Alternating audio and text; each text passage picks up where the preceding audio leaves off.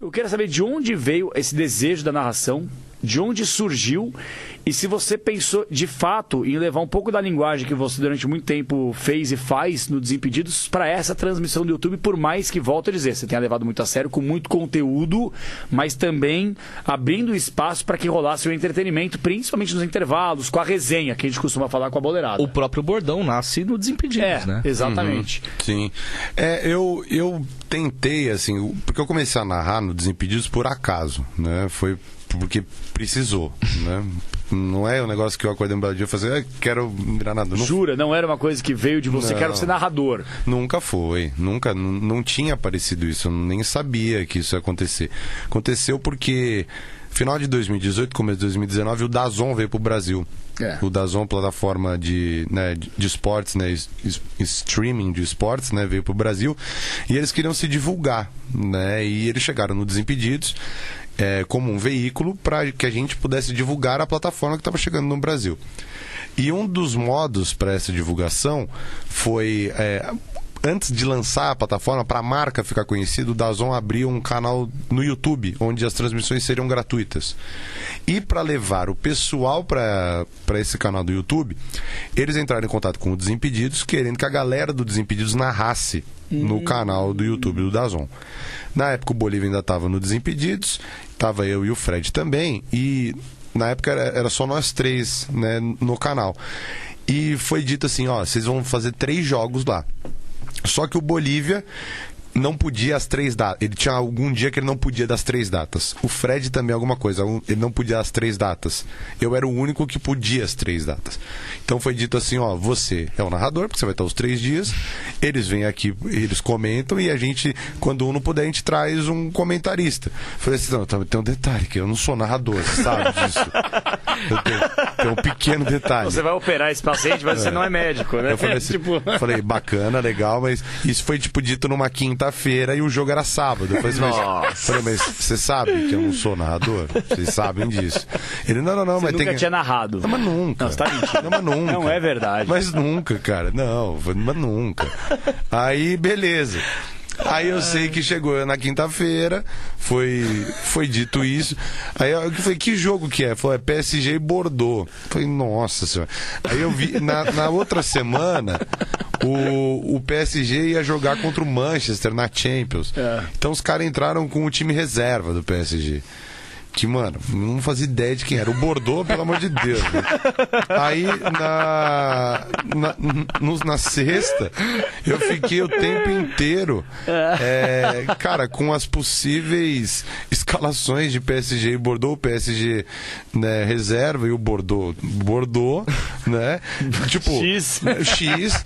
Mano, botei lá no FIFA, no modo automático, na época que o Thiago Leifert ainda narrava, pra saber mais ou menos onde os caras iam ficar no campo, mais ou menos ter uma ideia de como narrava, como é que era a pronúncia dos caras. O Biratã Leal, né, que a gente chama de livro, nos Desimpedidos, eu pedi pra ele, falei assim, livro, qual que é a possível escalação de amanhã? Ele falou, essa. Eu falei, tá. Aí eu fui lá e coloquei, mano, eu fiquei tipo um dia assim, olhando, falei, tá, é assim que falou o nome dos caras, é isso, tal. Cara, chegou no sábado, foi uma catástrofe, né? Foi uma catástrofe, porque... Eu achei que ele fosse falar, até que saiu, foi da hora. Superei, foi legal. Nada, foi uma catástrofe completa. Por quê? Porque foi muito ruim, velho.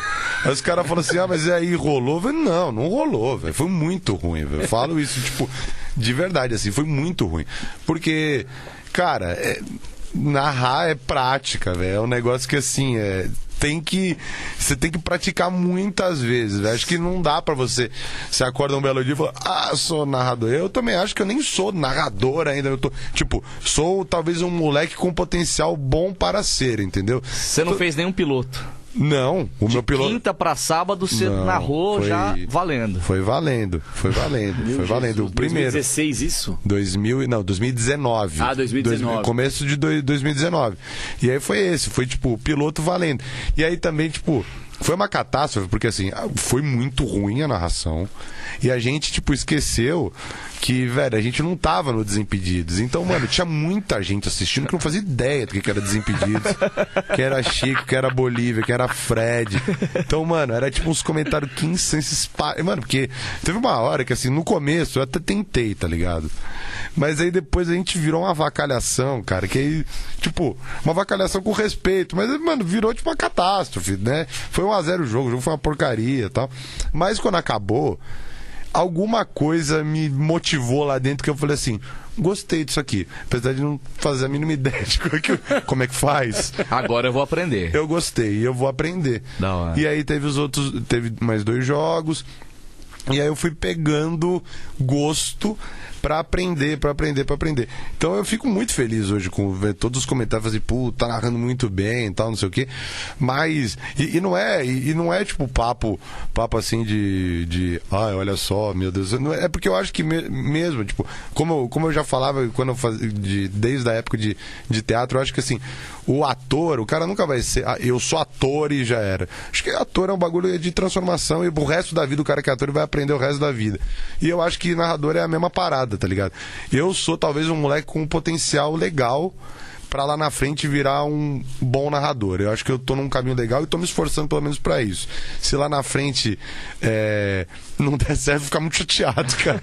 Porque já tá dando, velho. Né, Paulistão... Acho que você tá sendo modesto. Paulistão provou. Tá sério, Paulistão provou. Se havia alguma dúvida, o Paulistão foi a grande prova de que, assim... toda essa experiência, essa bagagem que você conquistou no começo, na marra, já no vivo, sujeito a todas essas pancadas, se havia alguém com desconfiança, o Paulistão, cara, acabou com isso, acabou, é sério, você sabe disso. Acabou o jogo mais marcante pra você, e não sei se foram as finais, então, se for algum outro jogo, pode mencionar, se for o primeiro jogo, um jogo de estreia que te marcou ali, que deu um friozinho na barriga, mas também sobre as finais, porque foi um roteiro muito louco, né, de um Morumbi todo iluminado ali, uma festa do lado de fora, a vitória como foi, depois o enredo do jogo de volta. Fala um pouco das finais e do jogo mais marcante, velho. Eu tenho alguns momentos, acho. O primeiro que você falou, o primeiro que foi Guarani São Paulo, como foi o primeiro, pra mim, aquilo foi inesquecível. Foi o gol do Lucão. Foi o gol do Lucão do break. Lá, Foi o primeiro gol que eu narrei no Paulistão. Foi o gol do Lucão. Cacete, pé quente, hein, velho? Foi. Puta caixa. Não, só teve 2 golaços do Guarani. Foi o gol do Lucão e do Diogo Matheus de falta, que foi na gaveta também. Foi. Isso mesmo. Foi esse primeiro jogo que eu fiz, Guarani e São Paulo. Então, pra mim, esse jogo foi muito especial. Foi lá no Brinco de Ouro em Campinas. Foi o primeiro de todos. Que eu falei assim, meu Deus, eu tava muito nervoso, velho. Eu falei assim, mas vai. Se esse rolar, vai rolar o campeonato inteiro. E rolou e deu tudo certo. Então, teve esse. Aí, outro momento que foi muito maneiro foi a bicicleta do Caleri contra o Água Santa, que foi no final do jogo, um golaço. Então, foi o gol da vitória, né, do São Paulo. Tava 1-1 um jogo. Então, no finalzinho, o gol da vitória, um gol de bicicleta ainda. Puta, foi incrível aquilo. Eu colocaria também como um momento importante, Corinthians e Guarani nas quartas, que foi a disputa de pênalti, que o Cássio defende o pênalti e o Corinthians vai classificado. Pra mim, de bagagem, assim, foi bom. Santos e Ferroviária, porque o jogo não aconteceu. Então foi um jogo legal, assim, apesar de não ter tido jogo, mas choveu pra cacete, né? Não, tipo, choveu muito, não teve jogo, foi 3 horas no ao vivo, então a gente até conversava lá nos bastidores do Paulistão e eu falava muito ali pros caras que trabalham comigo, os caras da equipe, eu falei assim, cara, entre aspas, eu tô sendo muito abençoado nesse Paulistão, porque a nossa audiência tá muito legal, a equipe é muito maneira, e tá acontecendo umas paradas aqui tudo de uma vez, que assim, pra um narrador é muito bom você pegar a experiência, porque, pô, do nada, você narra um gol de bicicleta no último minuto, tem jogo que não acontece, uma final que cara, o São Paulo ganha no Morumbi, depois tem uma virada bizarra no último jogo, disputa de pênalti, então eu consegui casca, né, velho? eu consegui pouquinho viver muitas coisas legais pra um narrador. E as finais de tanto jogo no Morumbi, o 3-1 do São Paulo contra o Palmeiras e aquele 4-0 que foi um absurdo, assim, por ter narrado uma final de Campeonato Paulista. Então eu colocaria esses momentos, assim, como momentos incríveis do Paulistão, que, cara, quando acabou o jogo no Allianz Parque, assim, quando a gente encerrou a transmissão, eu falei assim, poxa, que pena, velho. Porque às vezes você, né, não sei se vocês têm essa sensação, mas eu tinha, assim, às vezes, quando eu tava assistindo o Campeonato Paulista, quando você não trabalha com o Campeonato Paulista diretamente, principalmente, né? Ou qualquer campeonato, né? Você fica vendo aquilo ali na TV que tá passando e fala assim, caramba, ainda tá tendo Campeonato Paulista? Ainda tá tendo Campeonato Paulista? Meu, o Campeonato Paulista pra mim começou no dia 27 de janeiro, acabou dia 3 de abril, mas já acabou, mano. Foi muito intenso, muito rápido. Então, só saudade, só agradecer todo mundo que fez parte. Você tinha o Thiago Leifert, aí você tinha repórter, aí você tinha outro comentarista, às vezes Dodô, na mesma transmissão. Fazer todo mundo ser importante. Né? Exatamente, cara. E óbvio que você tinha o Thiago Leifert por lá, que era a cereja do bolo da parada, que tinha que falar mais, mas ao mesmo tempo você não deixou a outra galera, tipo, à deriva. Isso eu achei fantástico. Eu queria entender um pouco mais como é que você se preparou para conseguir fazer a transmissão do jeito que você fez, abraçando todo mundo e entregando um produto que o pessoal que queria acompanhar recebeu com brilhantismo. Cara, de preparação, assim, eu acho que desde quando eu fiquei sabendo que eu ia fazer o Paulistão, que foi em dezembro do ano passado, eu fiquei muito em choque, assim, mas em choque de uma maneira boa, né? Falei assim, caramba, olha essa oportunidade que eu vou ter. Foi passado, eu recebi a notícia dia 10 de dezembro do ano passado, falando que eu ia, né, narrar um jogo por rodada, 16 jogos, né? Sempre um jogo exclusivo. Então eu falei assim, caramba, agora a parada vai ser um pouquinho diferente, né? Acho que muda um pouco. Cara, o meu Réveillon, o meu começo de ano foi indo atrás de Paulistão, indo atrás de referência, não só para conseguir entregar o campeonato, mas também para conseguir exercer a minha função da melhor maneira possível que eu conseguisse exercer. E eu fui o primeiro a ser anunciado. E então, foi algo que foi me consumindo de alegria, porque aos poucos eu ficava sabendo internamente de quem estava indo, né, e entrando comigo. Então eu fui o primeiro que foi anunciado e eles ainda estavam montando a equipe. Aí depois falou assim, ó, quem vai comentar o Dodô? Eu falei, caramba, o Dodô eu já conheço do Desimpedido de Miliano, que a gente já gravou várias vezes. Depois falou, vai ser a Milena. Eu falei, caramba.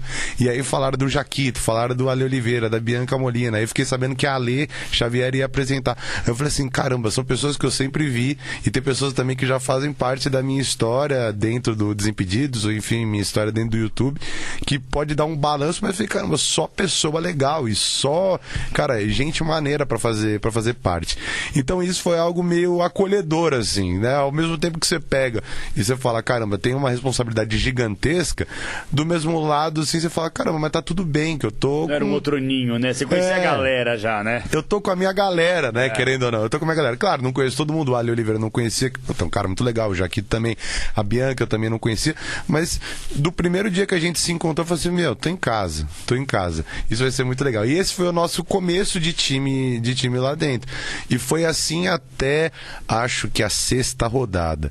E aí num sábado a gente ia ter jogo, ia ser Corinthians e Botafogo de Ribeirão Preto. E aí na quinta-feira tava para dar 6 horas da tarde.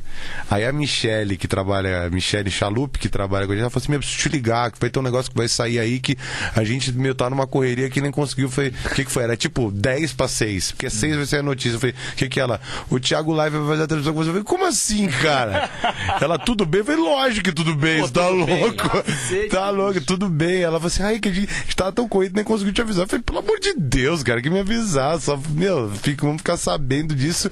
E foi assim um choque. Eu falei, caramba, que demais, velho, que demais. Thiago Leifert, né? Porque assim, não, Thiago, você não é velho, tá? É porque eu tô acabado, mas eu só tenho 27 anos. 27, então eu vejo o Thiago desde pequeno, cara. Então pra mim foi muito legal.